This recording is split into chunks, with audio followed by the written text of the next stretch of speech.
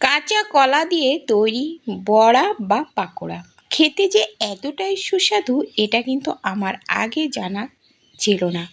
তোমরা কি কখনো এই কাঁচা কলার বড়া খেয়েছো? না খেয়ে থাকলে একবার খেয়ে দেখো, খেতে ভীষণ সুন্দর হয়। নমস্কার বন্ধুরা, সবাই কেমন আছো? আশা করি সবাই ভালো আছো। আমার পল্লীচরণী কুক সেন্টারে নতুন একটা পর্ব দেখার জন্য সবাইকে জানাই স্বাগতম। আজকে দেখো তোমাদের সাথে এই কাঁচা কলা দিয়ে তোমাদের সাথে বড়ার রেসিপি শেয়ার করব। তো এই কলাগুলো দেখো আমাদের গ্রামের বাড়ি থেকে নিয়ে এসেছি। গ্রামের বাড়ির বাগানে কিন্তু এখন হাঁটু পর্যন্ত জল। তো তোমাদের দাদা গেছিল বাড়িতে যেয়ে দেখে অনেক জল হয়েছে, কলাটা গাছটা হয়তো পড়ে যেতে পারে, তখন হয়তো নষ্ট হয়ে যাবে। তো এজন্য কলা কাঁদিটা কেটে নিয়ে এসেছে। তো সেই কলা থেকে দেখো আমি এখানে ৫-৬টা মতো কলা নিয়ে নিলাম, নিয়ে এরকম একটু সাইড থেকে যেখানে একটু ময়লা টয়লা আছে সেরকম জায়গা থেকে একটু কেটে ফেলে দেবো। আর তাছাড়া এর খোসাও কিন্তু আমি ফেলবো না, যেহেতু অনেক জালি কলাটা। তো দেখো এরকমভাবে পরিষ্কার করে কেটে নিয়ে তো এরকম একটু ছোট ছোট করে কেটে দিচ্ছি, যেহেতু আমি খোসা ফেলবো না, তো এজন্য খোসাগুলো যাতে নেওয়া যায়। তো এজন্য তো তোমরা শুধু দেখতে থাকো যে কাঁচা কলার খোসা সহ এই বড়া বা পাকোড়াগুলো কেমন হয়, কেমন তৈরি হয়। তো দেখো, আর তো এই ভিডিওটা তো আমি পরে ভয়েস দিচ্ছি, তো খেতে কিন্তু দারুণ হয়েছিল বন্ধুরা। দেখো আমি কিভাবে তৈরি করছি, আর তোমরা এর আগে তৈরি করেছো কিনা একটু কমেন্ট করে আমাকে জানিও। তো এই দেখো সব কলাগুলো আমি এরকম ছোট ছোট করে একটু পাতলা করে করে কেটে নিয়েছি। তো তোমাদের যদি কলার খোসা যদি তোমরা না নিতে চাও, তো আস্ত কলাও কিন্তু সেদ্ধ করে খোসা ছুলে ফেলে দিতে পারো। আর আমি তো এখানে খোসা ছুলে ফেলবো না, এজন্য ছোট করে নিয়েছি। তো এবার দেখো ২-৩ বার জল পাল্টে পাল্টে এভাবে কষলে একটু ভালো করে ধুয়ে নিলাম। ধুয়ে এদিকে দেখো নিয়েছি পেঁয়াজ। তো এরকম দুটো মাঝারি সাইজের পেঁয়াজ আমি একটু কুচিয়ে নেব। তোমরা যারা এই বড়া এখনও খাওনি কোনো দিন, তো একবার হলো এইভাবে তৈরি করে খেয়ে দেখো। একেবারে বানানো একেবারে সহজ, যে কেউ তৈরি করে নিতে পারবে, আর খেতে তো দুর্দান্ত। আর এই বড়াগুলো কিন্তু গরম ভাত ডালের সাথে মুড়ির সাথে কিন্তু খাওয়া যাবে। তো এই যে দেখো আমি এদিকে গ্যাসের পরে কড়াইতে দিয়ে দিলাম জল, দিয়ে তার ভিতরে লবণ আর হলুদ দিয়ে দিলাম, দিয়ে এবার এই কলাগুলো নেব সেদ্ধ করে। এবার আমি এই কলাগুলো ঢাকা দিয়ে দেব, তাহলে খুব তাড়াতাড়ি কলাগুলো সেদ্ধ হয়ে যাবে। আর কলা সেদ্ধ হতে কিন্তু একদম বেশি সময় নেয় না। তো কলাগুলো কিন্তু ৫ মিনিটের ভেতরেই কিন্তু সেদ্ধ হয়ে গেছে। তো এই যে দেখো একেবারে সেদ্ধ হয়ে গেছে। তো ঢাকা খুলে এবার এই গরম জল থেকে কলাগুলো তুলে নিলাম। এবার কলাগুলো ঠান্ডা করে নিতে হবে।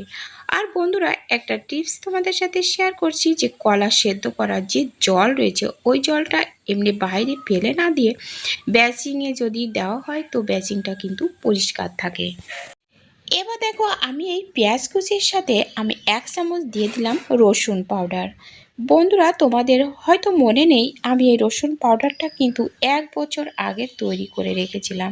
সেই রসুন পাউডার কিন্তু এখনও ভালো আছে, তোমরা চাইলে দেখে নিতে পারো। আর এদিকে দেখো যে কাঁচা লঙ্কাটা আমি টিপে নিলাম, ওই কাঁচা লঙ্কাটাও কিন্তু আমি কিছুদিন আগে ভিডিও দিয়েছিলাম লঙ্কা সংরক্ষণ করা। তো সেই সংরক্ষণ করা সেই কাঁচা লঙ্কা কিন্তু আমি এখন নিয়ে নিলাম। এখন কিন্তু কাঁচা লঙ্কার অনেক দাম।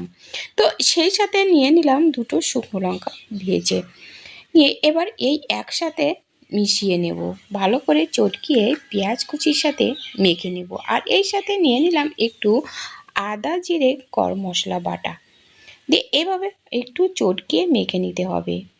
এভাবে চটকিয়ে মেখে নিলে পেঁয়াজগুলো একটু নরম হয়ে যাবে। তো এবার দেখো এই সেদ্ধ করা কলাগুলো কিন্তু ঠান্ডা হয়ে গেছে। তো গরম কলা তো হাত দেওয়া যাবে না, হাতটায় কিন্তু ছ্যাঁকা লেগে যেতে পারে। তো এই জন্য একটু সময় নিয়ে, তো একটু ঠান্ডা করে নিয়ে কিন্তু এবার আমি হাত দিয়ে চটকে মেখে নেব। তো এবার দেখো যে পেঁয়াজটা মেখে রেখেছিলাম সেই পেঁয়াজটা এই কলার ভিতরে দিয়ে মেখে নেব। তো এই সাথে ভালো করে একটু ঢেসে ঢেসে মেখে নিয়ে যাতে কোনো রকম দলা না থাকে। তো এবার এর ভিতরে দিয়ে দিলাম একে একে 2 চামচ বেসন আর 2 চামচ আর কি ময়দা। তোমরা চাইলে চালের গুঁড়োটাও কিন্তু দিতে পারবে। তো বেসনের বদলে কিন্তু ডাল বাটাও কিন্তু ব্যবহার করা যাবে। তো আমার কাছে বেসন রয়েছে, তো সেই বেসন দিয়ে এবার ভালো করে মেখে নেব। ভালো করে মেখে নিয়ে দেখো আমি এর ভিতরে দিয়ে দিলাম 2 চামচ মতো চিনি, আবারও আরেকটু ময়দা দিলাম, কারণ অনেকটা নরম রয়েছে। তোমরা চাইলে অনেক শক্ত করতে পারো, কিন্তু আমি এর বেশি শক্ত করব না, যেহেতু কলার টেস্টটা থাকবে না, তখন ওই ময়দা বলো চালের গুঁড়ো বলো ওরই টেস্ট চলে আসবে। তো আমি কিন্তু এরকম নরমই রেখেছি, রেখে এরকম এই যে দেখো পাকোড়ার সাইজ করে এরকম যেমন খুশি তেমনভাবে কিন্তু তৈরি করা যাচ্ছে। তো তৈরি করে নিয়েছি। আর এদিকে গ্যাসের পরে দেখো কড়াই দিয়ে এই যে সাদা তেল দিয়ে দিলাম। এখন তেলটা ভালো করে গরম করে নেব। তো খুব বেশি গরম করবো না, একটু মিডিয়াম গরম হলে তো এর ভিতরে পাকোড়াগুলো ছেড়ে দেবো, আর দিয়ে গ্যাসের আঁচটা কিন্তু মিডিয়ামে রেখে দিতে হবে। তো এই যে দেখো পাকোড়াগুলো এই যে তেলের ভিতরে দিয়ে দিলাম। তো যতগুলো দেওয়া যায় সবগুলো দিয়ে দিয়েছি। তো এক পিঠ শক্ত হলে তবে কিন্তু ফিরাতে হবে, তা না হলে কিন্তু পাকোড়াগুলো ভেঙে যেতে পারে। তো এরকমভাবে আলতো করে ফিরিয়ে দিয়ে একটু অপেক্ষা করতে হবে। আর যতক্ষণ না ব্রাউন কালার হচ্ছে ততক্ষণ কিন্তু মিডিয়াম আঁচে ভেজে নিতে হবে, আর এরকম উল্টোপাল্টা করে ভেজে নেব। তো দেখো এগুলো কিন্তু ভাজা হয়ে গেছে, তো এজন্য এক সাইড করে আমি রেখেছি যাতে করে তেলটা ঝরে যায়। আর এদিক থেকে আরও কয়েকটা আমি দিয়ে দিলাম যেহেতু। আর এই যে দেখো তুলে নিয়েছি, কেমন করে নিয়েছি, উপরেরটা কিন্তু একেবারে মুচমুচে হয়েছে, আর ভিতরটা কিন্তু নরম, একটু নরম থাকবে, খেতে কিন্তু দুর্দান্ত হবে। তো দেখো আবারও কয়েকটা ভেজে নিচ্ছি। তো বন্ধুরা তোমাদের কিন্তু অনুরোধ থাকবে তোমরা একবার হলেও কাঁচকলার এই পাকোড়া তৈরি করে খেয়ে দেখবে, আর কোনো কিছু পাকোড়া কিন্তু খেতে ইচ্ছা করবে না।